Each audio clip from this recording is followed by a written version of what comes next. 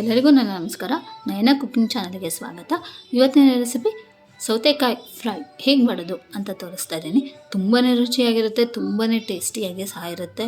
ನೀವು ದೋಸೆ, ಚಪಾತಿ, ರೊಟ್ಟಿ, ಅನ್ನಕ್ಕೆ ಸೈಡಿಗೆ ಇಟ್ಕೊಂಡು ಊಟ ಮಾಡ್ಬೋದು. ತುಂಬಾ ರುಚಿಯಾಗಿರುತ್ತೆ, ತುಂಬಾ ಟೇಸ್ಟಿಯಾಗಿ ಸಹ ಇರುತ್ತೆ. ನಾನು ಸ್ಟಾರ್ಟ್ ಮಾಡೋಕ್ಕಿಂತ ಮುಂಚೆ ನನ್ನ ರೆಸಿಪಿ ನಿಮ್ಗೆ ಇಷ್ಟ ಆದರೆ ಪ್ಲೀಸ್ ಲೈಕ್ ಮಾಡಿ, ಶೇರ್ ಮಾಡಿ, ಹಾಗೆ ಸಬ್ಸ್ಕ್ರೈಬ್ ಮಾಡಿ. ಸಬ್ಸ್ಕ್ರೈಬ್ ಮಾಡೋದ್ರಿಂದ ನಾನು ಹಾಕೋ ಹೊಸ ಹೊಸ ರೆಸಿಪಿನ ನೀವು ನೋಡ್ಬೋದು. ಬನ್ನಿ ಸ್ಟಾರ್ಟ್ ಮಾಡೋಣ. ನೋಡಿ, ಇವಾಗ ಸೌತೆಕಾಯಿನ ನೋಡಿ, ಈ ಸೌತೆಕಾಯಿ ಅಲ್ಲ, ನಾರ್ಮಲ್ ಸೌತೆಕಾಯಿ. ಇದು ಬೆಂಗಳೂರಲ್ಲಿ ಸಿಗಲ್ಲ. ಇದು ದಾವಣಗೆರೆ, ಗದಗು ಈ ಥರ ಎಲ್ಲ ಹೋದರೆ, ಹರಿಹರ, ಈ ಥರ ಹೊಸಪೇಟೆ ಅಲ್ಲೆಲ್ಲ ಹೋದರೆ ಈ ಥರ ಸೌತೆಕಾಯಿ ಸಿಗುತ್ತೆ. ತುಂಬ ರುಚಿಯಾಗಿರುತ್ತೆ ಈ ಸೌತೆಕಾಯಿ ಮಾತ್ರ. ಇದನ್ನು ತೊಳೆದಿದ್ದೀನಿ. ತೊಳೆದು ಇವಾಗ ಇದನ್ನು ಸಿಪ್ಪೆ ತೆಗಿಬೇಕು. ಇದನ್ನು ಸಿಪ್ಪೆನ ಈ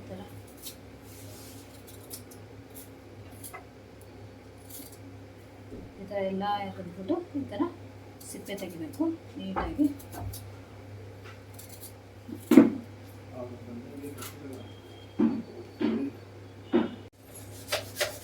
ನೋಡಿ, ಎಲ್ಲ ಸೌತೆಕಾಯಿನ ಈ ಥರ ಸಿಪ್ಪೆ ತಗೊಂಡಿದ್ದೀನಿ. ಇದನ್ನು ತುರ್ಕೋಬೇಕು. ಇವಾಗ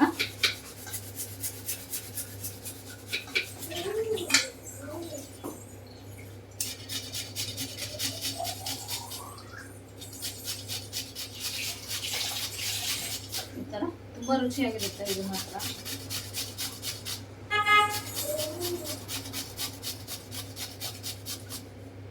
ಎಲ್ಲ ಸೌತೆಕಾಯಿನ ತುರಿಬೇಕು. ಇವಾಗ ಸೌತೆಕಾಯಿನ ತುರಿದು ಇಟ್ಕೊಂಡಿದ್ದೀನಿ. ಇದಕ್ಕೆ ಸ್ವಲ್ಪ ಉಪ್ಪು ಹಾಕ್ತಾ ಇದ್ದೀನಿ.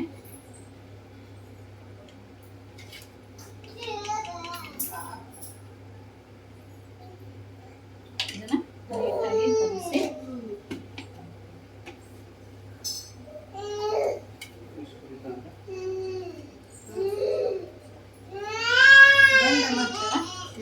ನೀಟಾಗಿ ಕಲಿಸ್ಬೇಕು.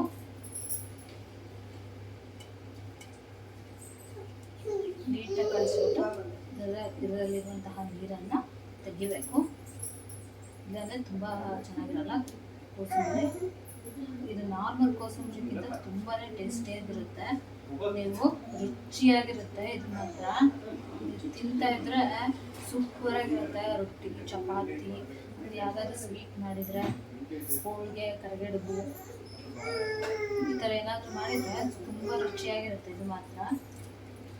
ಸೌತೆಕಾಯಿ ಕೋಸಂಬರಿ ನಾರ್ಮಲ್ ಹೆಸರುಬೇಳೆ ಹಾಕಿ ಮಾಡ್ತೀರಲ್ಲ ಆ ಥರ ಕೋಸಂಬರಿ ಅಲ್ಲ, ಇದು ಡಿಫ್ರೆಂಟ್ ಆಗಿರುತ್ತೆ ಟೇಸ್ಟ್ ಮಾತ್ರ.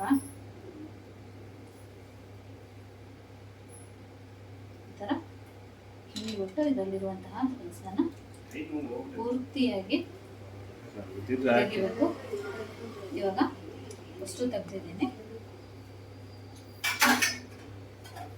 ಇದಕ್ಕೆ ಒಗ್ಗರಣೆ ಹಾಕೋಣ. ಫಸ್ಟು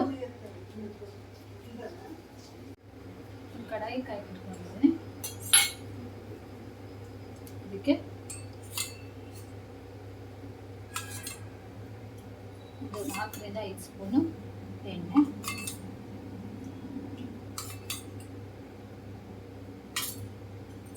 ಎಣ್ಣೆ ಕಾಗೋದ್ಮೇಲೆ ಒಂದು ಅರ್ಧ ಟೀ ಸ್ಪೂನಷ್ಟು ಸಾಸಿವೆ, ಅರ್ಧ ಟೀ ಸ್ಪೂನಷ್ಟು ಜೀರಿಗೆ, ಇದು ಸಿಡಿದಿಂದೆ. ಇದಕ್ಕೆ ಹಸಿಮೆಣಸಿನ್ಕಾಯಿ ಚಿಕ್ಕದಾಗಿ ಕಟ್ ಮಾಡಿ ಇಟ್ಕೊಂಡಿದ್ದೀನಿ. ಹಾಗೆ ಚಿಕ್ಕದಾಗಿ ಕಟ್ ಮಾಡಿ ಇಟ್ಕೊಂಡಿರುವಂಥ ಕರಿಬೇವು, ಸ್ವಲ್ಪ ಕೊತ್ತಂಬರಿ ಚಿಕ್ಕದಾಗಿ ಕಟ್ ಮಾಡಿ ಇಟ್ಕೊಂಡಿದ್ದೀನಿ. ಒಂದು ಈರುಳ್ಳಿನ ಚಿಕ್ಕದಾಗಿ ಕಟ್ ಮಾಡಿ ಇಟ್ಕೊಂಡಿದ್ದೀನಿ. ಇವಾಗ ಇದಕ್ಕೆ ಹಸಿಮೆಣಸಿನ್ಕಾಯಿ ಹಾಕ್ಕೊಂಡಿದ್ದೀನಿ. ಹಾಗೆ ಕರಿಬೇವು,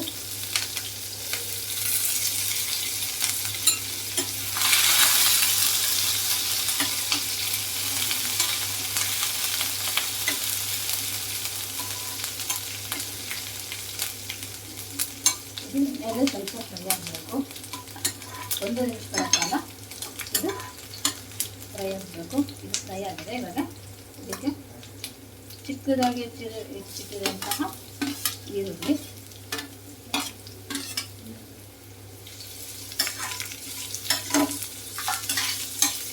ಇದು ಸ್ವಲ್ಪ ಸಾಫ್ಟ್ ಆಗಬೇಕು, ಕಲರ್ ಚೇಂಜ್ ಆಗಬೇಕು, ಅಲ್ಲಿವರೆಗೂ ಸ್ವಲ್ಪ ಫ್ರೈ ಆಗಬೇಕು.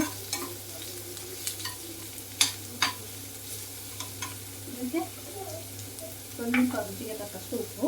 ಆಲ್ರೆಡಿ ನಾನು ಇದಕ್ಕೆ ಹಾಕಿದ್ದೆ ಸೌತೆಕಾಯಿಗೆ, ಹಾಗಾಗಿ ಸ್ವಲ್ಪ ಈರುಳ್ಳಿಗಷ್ಟೇ ಹಾಕ್ತಾ ಇದ್ದೀನಿ. ಸಪ್ಪಾಗಿಬಿಡುತ್ತೆ ಹಾಕಲಿಲ್ಲ ಅಂದರೆ.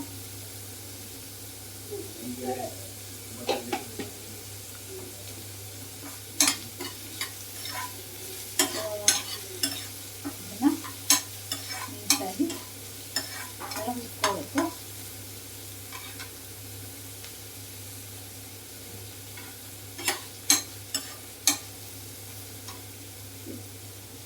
ಈರುಳ್ಳಿ ನಮಗೆ ಸಾಫ್ಟ್ ಆಗಬೇಕು, ಅಲ್ಲಿವರೆಗೂ ಫ್ರೈ ಮಾಡ್ಕೋಬೇಕು.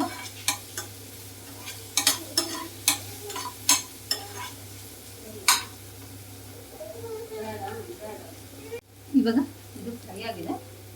ಇದಕ್ಕೆ ಅರಿಶಿನ ಹಾಕ್ತಾ ಇದ್ದೀನಿ. ಅರ್ಧ ಸ್ಪೂನಷ್ಟು ಅರಿಶಿನ ಹಾಕಿಕೊಂಡು ನೀಟಾಗಿ ಮಿಕ್ಸ್ ಮಾಡ್ಕೋಬೇಕು. ಅರಿಶಿನ ಎಣ್ಣೆಲಿ ಹಾಕೋದ್ರಿಂದ ಒಳ್ಳೆ ಕಲರ್ ಬರುತ್ತೆ, ನಮಗೆ ಒಳ್ಳೆ ಟೇಸ್ಟು ಸಹ ಬರುತ್ತೆ. ಅರಿಶಿನ ಆಗಿರ್ಬೋದು, ಖಾರ ಪುಡಿ ಆಗಿರ್ಬೋದು, ಮಸಾಲೆ ಐಟಮ್ ಆಗಿರ್ಬೋದು, ಅದರಲ್ಲಿರುವಂತಹ ಹಸಿ ವಾಸನೆ ಆಗುತ್ತೆ ಮೇನಾಗಿ. ಹಾಗಾಗಿ ತುಂಬ ಟೇಸ್ಟಿಯಾಗಿ ಸಹ ಬರುತ್ತೆ ನಮಗೆ.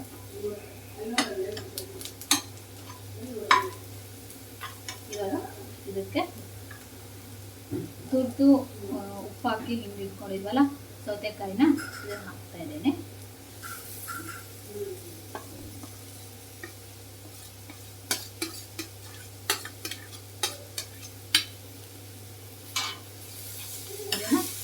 ಸೌತೆಕಾಯಿ ಹಾಕಿದ್ರೆ ಸಣ್ಣ ಉರಿಯಲ್ಲೇ ನೀವು ಮಾಡಿಸ್ಬೇಕಾಗುತ್ತೆ. ಇಲ್ಲ ಅಂತಂದ್ರೆ ಇದು ತೀರೋಗ್ಬಿಡುತ್ತೆ ಬೇಗ, ತಯಾರಿಯುತ್ತೆ. ಸೊ ಆದಷ್ಟು ನೀವು ಸಣ್ಣ ಉರಿಯಲ್ಲಿ ಒಂದು 2-3 ನಿಮಿಷಗಳ ಕಾಲ ಈ ಥರ ಫ್ರೈ ಮಾಡ್ಕೋಬೇಕಷ್ಟೆ. ಬೇಯಿಸಬಾರ್ದು ಜಾಸ್ತಿ ಇದನ್ನು. ತುಂಬ ಟೇಸ್ಟಿಯಾಗಿರುತ್ತೆ ಇದು ಮಾತ್ರ. ನಾವು ಕೋಸಂಬರಿಗಿಂತ ಸಖತ್ ಟೇಸ್ಟ್ ಕೊಡುತ್ತೆ ಇದು.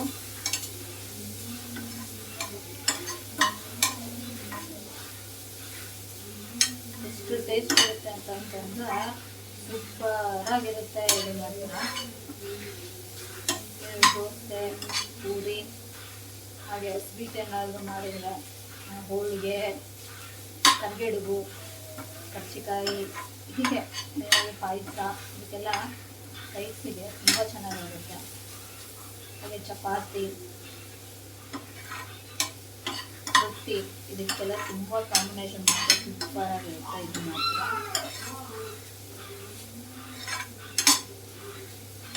ನೋಡಿ ಈ ಥರ ಒಂದು 3 ನಿಮಿಷಗಳ ಕಾಲ ಬೇಯಿಸ್ಕೊಳ್ತೀನಿ. ಇದನ್ನು ಒಂದು ತಟ್ಟೆ ಬಿಟ್ಟು 2 ನಿಮಿಷ ಇಡೋಣ.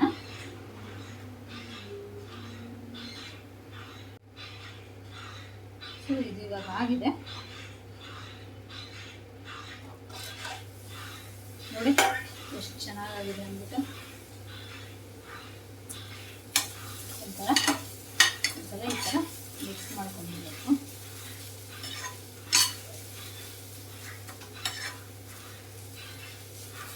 ಇದಕ್ಕೆ ಕೊನೆಯಲ್ಲಿ ಕೊತ್ತಂಬರಿ,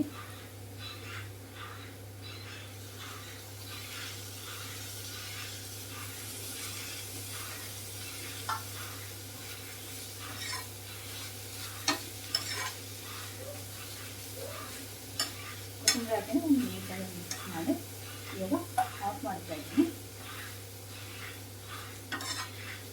ಇವಾಗ ಇದು ಆಗಿದೆ. ಒಂದು ಸರ್ವಿಂಗ್ ಬೌಲಿಗೆ ತೆಗೆಯೋಣ. ನೋಡ್ತಾ ಇರ್ಬೋದು ಎಷ್ಟು ಚೆನ್ನಾಗಿ ಕಾಣಿಸ್ತಾ ಇದೆ ಅಂದ್ಬಿಟ್ಟು.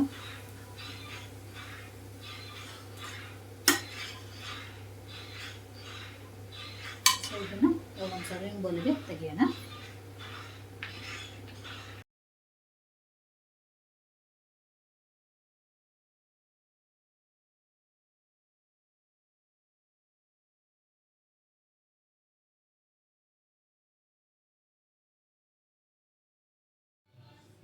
ನೋಡಿ ಇವಾಗ ಸೌತೆಕಾಯಿ ಫ್ರೈ ರೆಡಿಯಾಗಿದೆ. ಎಷ್ಟು ಚೆನ್ನಾಗಿ ಕಾಣಿಸ್ತಾ ಇದೆ ಅಂದ್ಬಿಟ್ಟು ನೋಡ್ತಾ ಇರ್ಬೋದು. ತುಂಬಾ ರುಚಿಯಾಗಿರುತ್ತೆ, ತುಂಬಾ ಟೇಸ್ಟಿಯಾಗಿ ಸಹ ಇರುತ್ತೆ. ನೀವು ರೊಟ್ಟಿ, ಚಪಾತಿ, ದೋಸೆ, ಅನ್ನಕ್ಕೆ ಊಟ ಮಾಡ್ಬೋದು. ನಾನು ಬೆಂಡೆಕಾಯಿ ಪಲ್ಯ ಹಾಗೆ ಜೋಳದ ರೊಟ್ಟಿ ಜೊತೆಗೆ ಸರ್ವ್ ಮಾಡ್ತಾಯಿದ್ದೀನಿ. ತುಂಬಾ ಟೇಸ್ಟಿಯಾಗಿ ಸಹ ಇರುತ್ತೆ, ತುಂಬಾ ರುಚಿಯಾಗಿರುತ್ತೆ, ಸಖತ್ತಾಗಿರುತ್ತೆ. ನೀವು ಸಹ ಮನೇಲಿ ಒಂದ್ಸಲ ಟ್ರೈ ಮಾಡಿ ನೋಡಿ ಹೇಗಿತ್ತು ಅಂತ ನನಗೆ ಕಮೆಂಟ್ ಬಾಕ್ಸಲ್ಲಿ ತಿಳಿಸಿ. ನನ್ನ ರೆಸಿಪಿ ನಿಮಗೆ ಇಷ್ಟ ಆದರೆ ಪ್ಲೀಸ್ ಲೈಕ್ ಮಾಡಿ, ಶೇರ್ ಮಾಡಿ, ಹಾಗೆ ಸಬ್ಸ್ಕ್ರೈಬ್ ಮಾಡಿ. ಸಬ್ಸ್ಕ್ರೈಬ್ ಮಾಡೋದ್ರಿಂದ ನಾನು ಹಾಕೋ ಹೊಸ ಹೊಸ ರೆಸಿಪಿನ ನೀವು ನೋಡ್ಬೋದು. Thank you.